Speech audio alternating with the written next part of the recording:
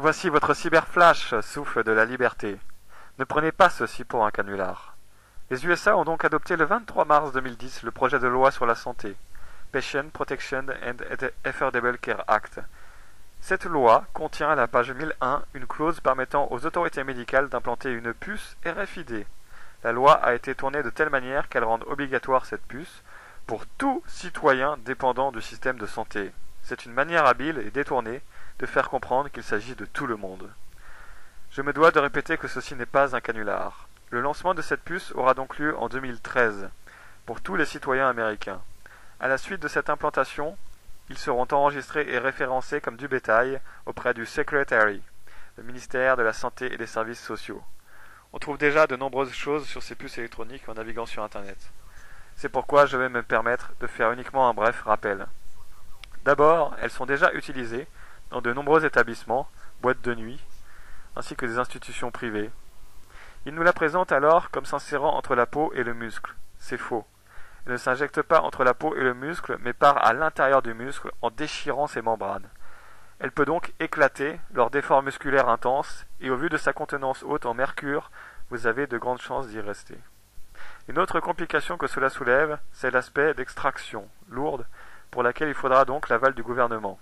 En effet, il sera obligatoire de passer par un bloc opératoire. La RFID émet des fréquences radio, et chez la plupart des patients, elle développe des tumeurs et des kystes cancéreux. Cette technologie à base de radio est lisible à distance de quelques centimètres jusqu'à plusieurs mètres. Elle est également géolocalisable à partir de satellites. Alex Turk, président de la CNIL, organisme sur les libertés informatiques visant à la défense des citoyens, prétend que Big Brother était peu en comparaison de notre avenir dans 10 ans.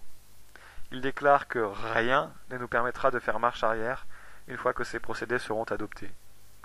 Aaron Russo, réalisateur hollywoodien, ami pendant quelque temps avec Rockefeller, déclare que le but de Rockefeller était bien cette puce sous la peau, mais d'une manière électronique pour les systèmes de paiement.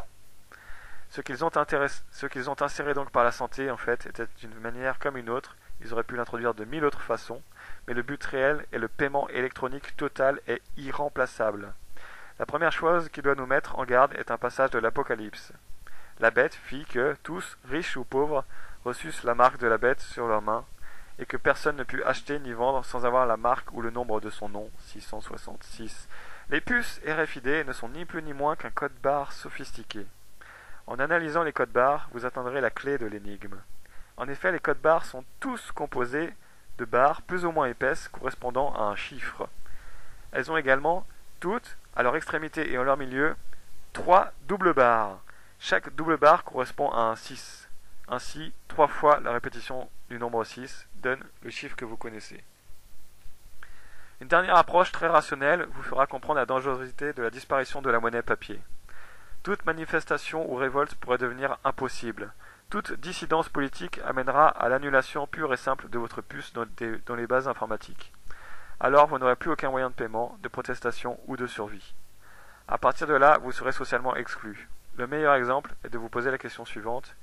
Puis-je survivre aujourd'hui sans compte bancaire? Et pourtant, est-il obligatoire? Non. La grande différence réside à l'avenir dans la circonstance de la disparition de la monnaie papier. Dans cette inexistence, les SDF dénoués de puces, socialement exclus, mourront. Ils n'auront aucun moyen de recevoir de la monnaie électronique. Internet regorge d'informations. Faites maintenant votre démarche. C'était votre cyberflash, souffle de la liberté et de la libre pensée.